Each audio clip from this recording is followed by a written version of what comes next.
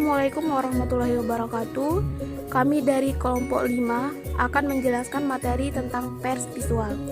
Di sini kelompok kami terdiri dari 3 orang, yaitu saya sendiri, Selvi Sahara, dan rekan saya yaitu Dini Sartika dan Silvi Aini Rahmadini. Baiklah, materi yang pertama akan dijelaskan oleh rekan saya, Dini Sartika. Kepada Dini dipersilakan. Baiklah, materi yang pertama yaitu pengertian pers. Istilah pers berasal dari bahasa Belanda, yang dalam bahasa Inggris berarti press. Secara harfiah, pers berarti cetak, dan secara maknawiah berarti penyiaran secara tercetak atau publikasi secara dicetak. Pengertian pers secara umum ialah media massa yang melaksanakan kegiatan jurnalistik di dalam bentuk tulisan, suara, dan juga gambar serta data serta grafik. Dalam perkembangannya, pers mempunyai dua pengertian, yakni pers dalam pengertian luas dan pers dalam pengertian sempit. Dalam pengertian luas, pers mencakup semua media komunikasi massa seperti radio, televisi, dan film yang berfungsi memancarkan atau menyebarkan informasi, berita, gagasan, pikiran, atau perasaan seseorang atau sekelompok orang kepada orang lain. Maka dikenal adanya istilah jurnalistik radio, jurnalistik televisi, jurnalistik pers.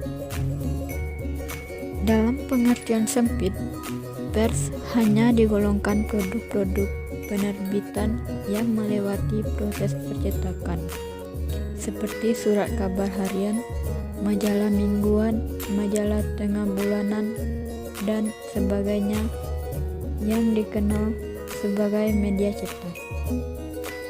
Pers mempunyai dua sisi kedudukan, yaitu pertama, ia merupakan medium komunikasi yang tertua di dunia, dan kedua, pers sebagai lembaga masyarakat atau institusi sosial merupakan bagian integral dari masyarakat dan bukan merupakan unsur yang asing dan terpisah daripadanya.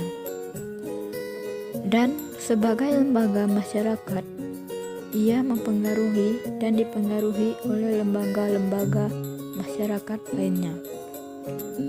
Pers adalah kegiatan yang berhubungan dengan media dan masyarakat luas. Kegiatan tersebut mengacu pada kegiatan jurnalistik. Sifatnya mencari, menggali, mengumpulkan, mengolah materi, dan menerbitkannya berdasarkan sumber-sumber yang terpercaya dan valid.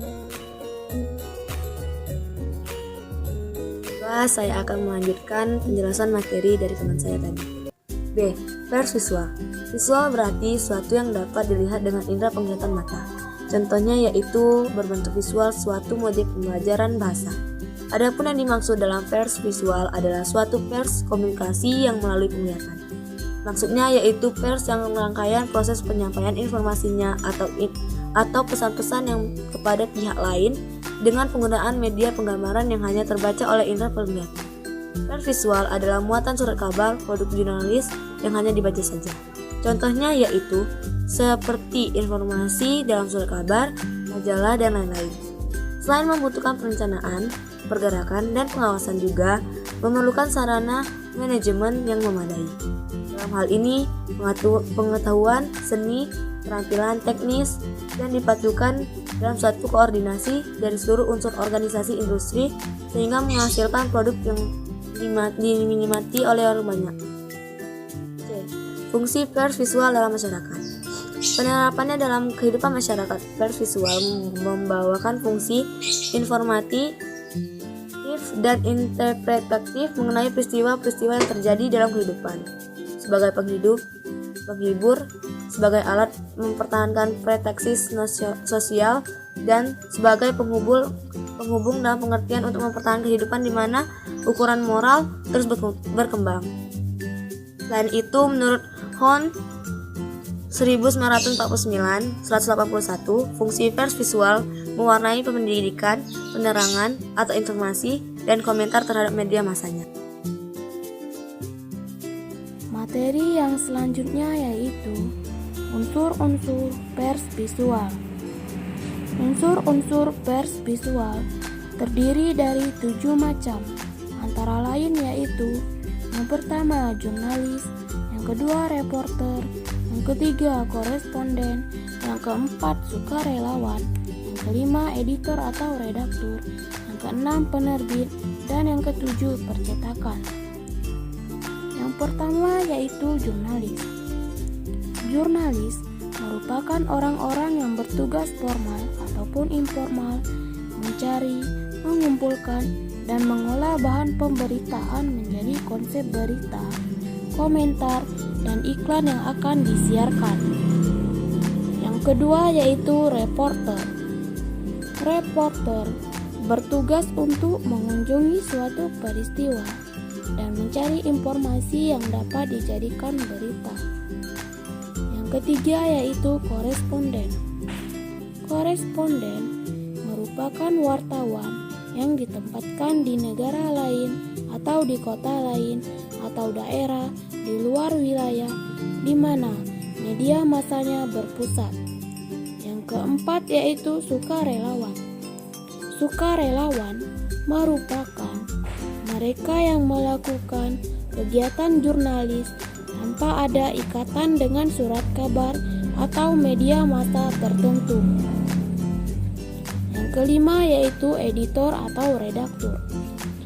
Editor atau redaktur tugasnya yaitu mengedit atau menyunting dan merevisi naskah berita ataupun artikel yang datang dari reporter, koresponden, para penulis, dan para petugas publik relation. Yang keenam yaitu penerbit. Penerbit merupakan orang atau lembaga yang melakukan usaha publikasi melalui kebijakan manajemennya. Dan yang terakhir yaitu percetakan. Percetakan merupakan unit kerja di mana naskah yang akan diterbitkan dicetak. Materi selanjutnya yaitu bentuk-bentuk organisasi pers visual. Organisasi pelaksanaannya ada 4 bentuk, yakni yang pertama bentuk presiden dan penerbit. Organisasi pers berbentuk presiden dan penerbit seringkali dilaksanakan para pengusaha jurnalistik. Bentuk ini dipimpin oleh seorang presiden bersama penerbit yang terdiri dari 2 orang atau 3 orang penjabat utama. Yang kedua yaitu bentuk direktur utama. Dalam organisasi yang berbentuk direktur utama, penjabat utamanya adalah direktur utama sendiri. Kegiatan manajemennya ia langsung membawahi dan mempertanggungjawabkan kerja sekelompok direktur. Yang ketiga yaitu bentuk milik penyelenggara. Organisasi ini banyak dilakukan oleh surat kabar kecil di mana penyelenggaranya yang terdiri dari presiden, penerbit, dan redaktur. Semua aset perusahaan milik penyelenggara, bukan milik orang luar. Dan yang keempat yaitu bentuk milik pengawasan karyawan. Semua pegawai atau karyawan surat kabar atau media massa yang bersangkutan mempunyai andil dalam mempertanggungjawabkan manajemen perusahaannya atau ikut menanam saham serta berhak memperoleh dividen perusahaannya. Itulah tadi materi yang dapat kelompok kami jelaskan. Lebih dan kurang kami mohon maaf. Kami akhiri akhiri. Wassalamualaikum warahmatullahi wabarakatuh.